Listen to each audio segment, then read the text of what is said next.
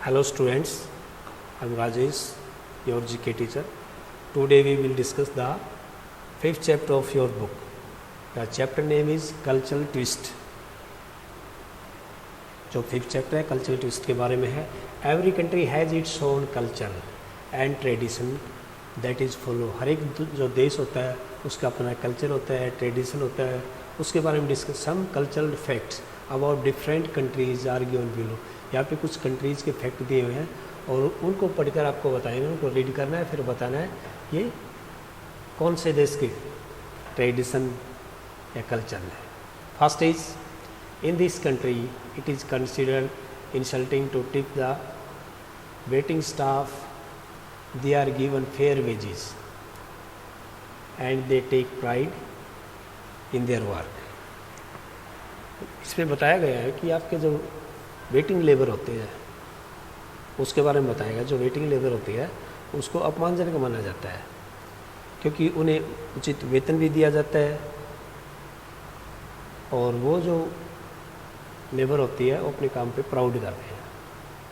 और इस देश का नाम है South Korea.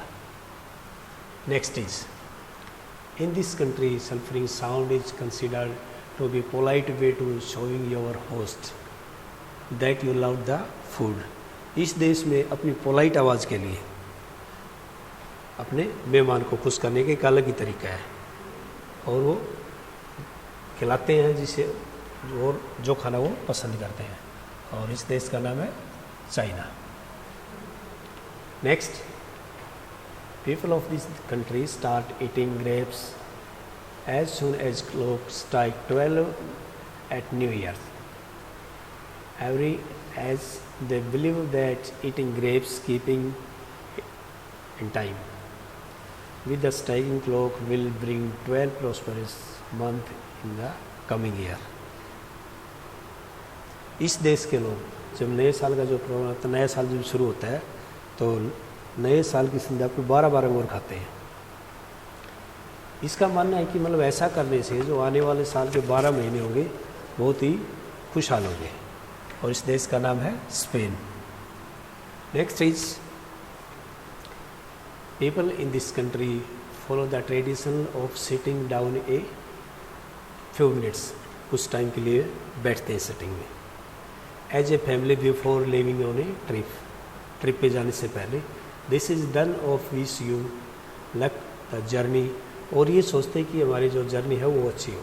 Also good opportunity, क्योंकि अच्छा अवसर मिला है टू रिमेंबर. सब कुछ याद रहे जो हमें ट्रिप पे ले जाना है. एनीथिंग वन में है वो जो कि सब कुछ हम मिल सके.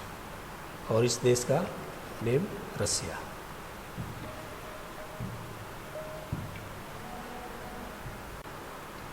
Next is authors. 6th lesson आपका है authors of the current era. कुछ करंट ईरा के बारे में डिस्कस करते हैं.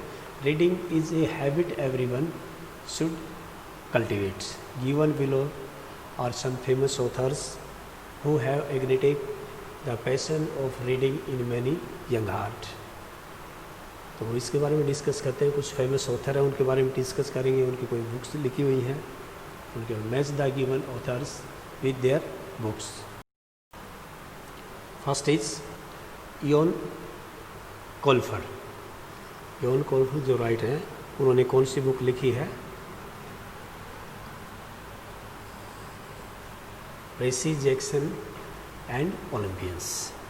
और इसमें नेक्स्ट आपका है रिक रियोड्रान. यस, तो इसमें फर्स्ट इयोन कोल्फर. इसका आपका है आर्टेमिस फॉल. नेक्स्ट इज रिस रियोड्रान. इसका आपका है प्रेसी जैक्सन एंड द ओलंपियंस. उसके बाद आपका है सुजाना कॉलिंस. सुजाना कॉलिंस का आपका है the hunger James. Next is रुस्किन bond. रुस्किन bond का आपका है जो बुक है वो रुस्किन बॉन्ड की है the room on the roof. और नेक्स्ट इज पौला हाकिंग.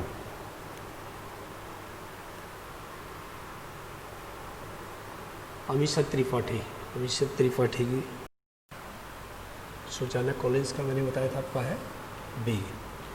उसके बाद रस्किन बॉन्ड का आपका ए, यानी कि उनकी जो बुक है the room on the roof. उसके बाद वर्कोनिका रोथ, इन्होंने जो बुक लिखी है डिवर्जेंट। नेक्स्ट उसके बाद अमीश त्रिपाठी ने जो बुक लिखी है उसका नाम है the girl on the train.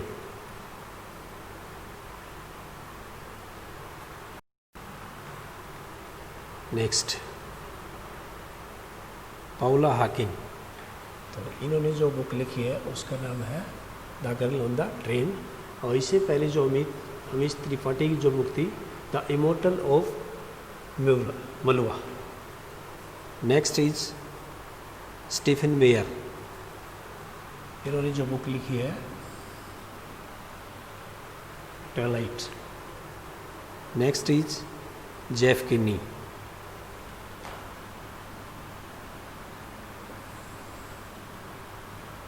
जो बुक है diary of the wimpy kid. Next is J K Rowling ने आपका एक ही बच्चा है यहाँ पे, इन्होंने जो बुक लिखी है हैरी पॉटर लिखी है। तो ये आपका 6th लेसन था।